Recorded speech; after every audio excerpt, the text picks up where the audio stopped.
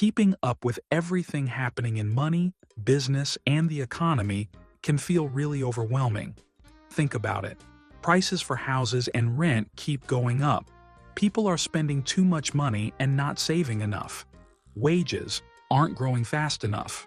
The government sometimes makes decisions that make things worse.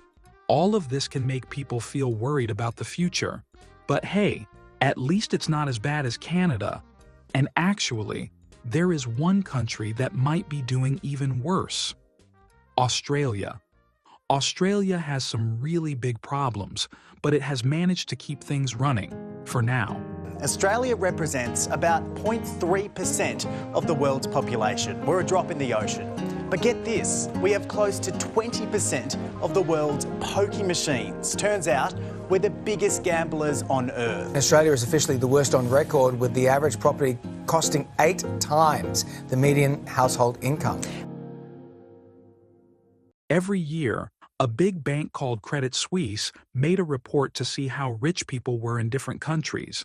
Most reports look at GDP per person, which means how much money a person helps produce in a country.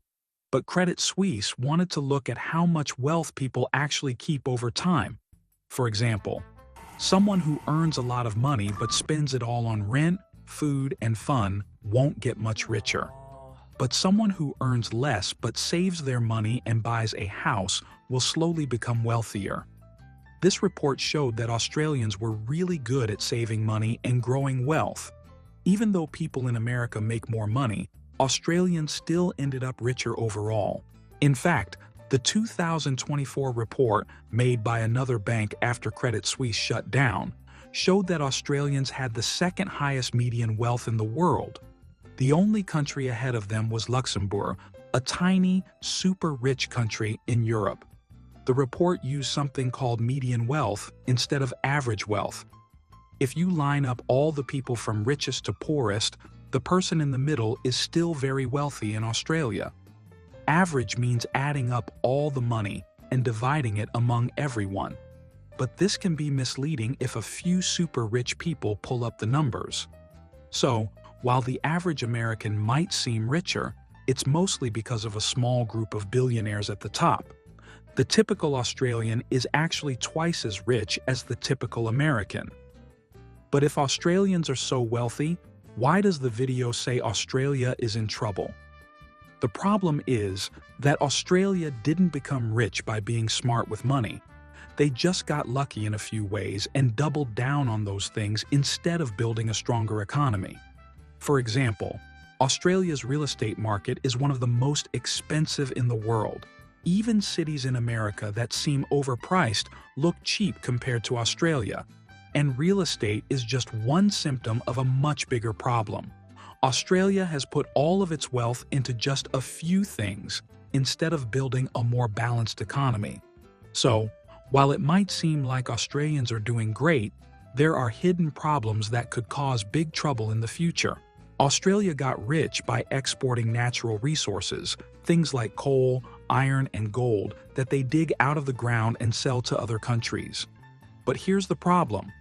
Australia never really built other industries. Imagine a kid who only studies one subject in school.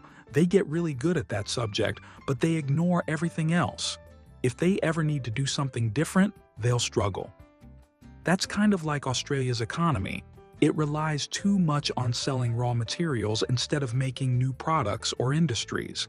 This has caused two big problems. 1.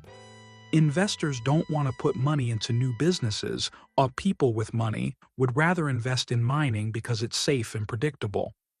So, new businesses in technology, manufacturing, or innovation don't get enough support. 2. Australia is falling behind in important industries, and Australia has actually helped invent some amazing things, like Wi-Fi, Google Maps, and solar panels. But because they don't invest in new industries, other countries took these inventions and made money from them instead. For a long time, Australia's money and economy were tied to natural resources. When mining made money, the whole country made money. Instead of trying to fix the problem, Australia is doubling down on bad decisions. The government is giving big tax breaks and financial help to mining companies to keep them from struggling instead of helping new industries grow.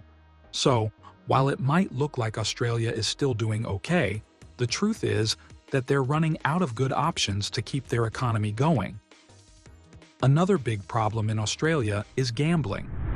It's been likened to a drug, and many are seeing the fun quickly spiral into full-blown addiction. I'm still paying back $30,000 to ANZ.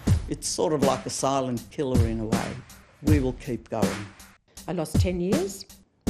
I had no idea of how much money, but it would have been over a period of time, tens of thousands of dollars. In America, online sports betting and casinos have grown a lot since 2018. Companies are spending billions of dollars to get people to gamble more, even if they aren't making a profit yet. Why? Because they see Australia as the future of gambling, and that future is not good. Australians lose almost $1,000 per person every year from gambling. That includes everyone, even people who don't gamble. So for actual gamblers, the losses are way higher. Australia's gambling industry is huge and everywhere. Pubs and bars have mini casinos with slot machines called pokies. Sports betting is super common. Horse racing is so big that it even has a public holiday. People bet on weird things, like elections or even the weather. Lotteries, scratch-offs, and casinos are also popular. Because gambling makes so much money, other countries want to copy it.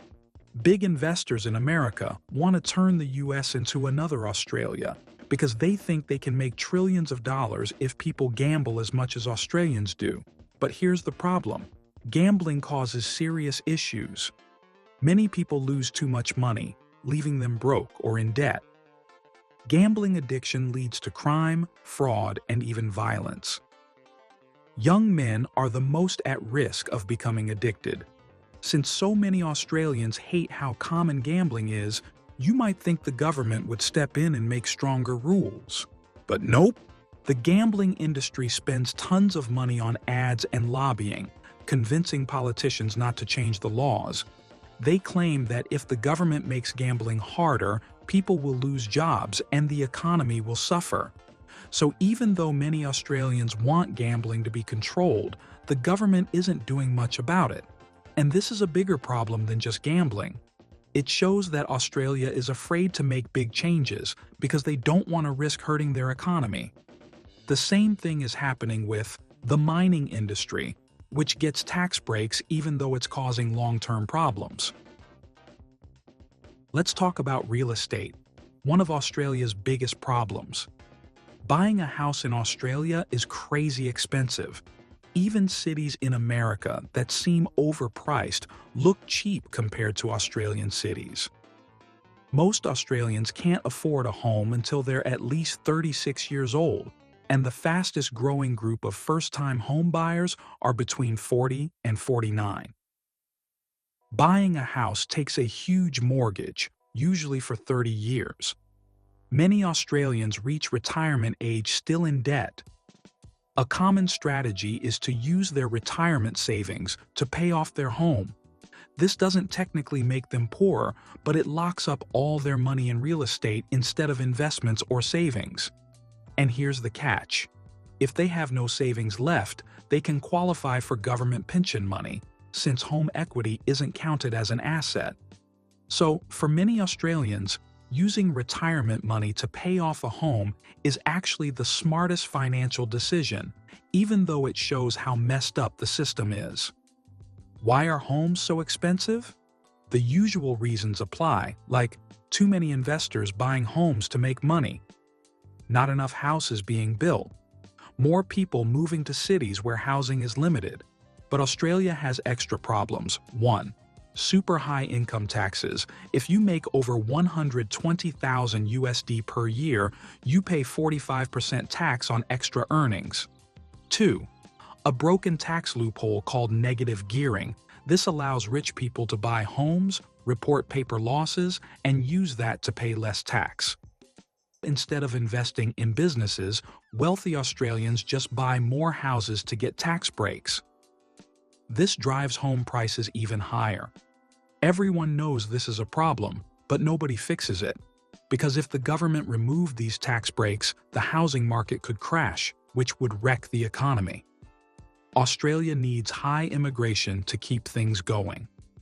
Lots of immigrants come to Australia, both low income, to do essential jobs, and high income, to buy property.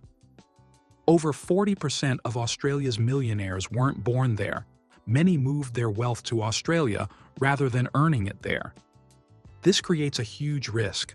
What happens if immigrants stop coming or rich people move their money somewhere else? The big problem: Australia looks fine. But is it? Australia's economy looks good right now, but it's built on short-term fixes that could fall apart. Its banks are some of the richest in the world, but most of their money is tied up in risky real estate loans.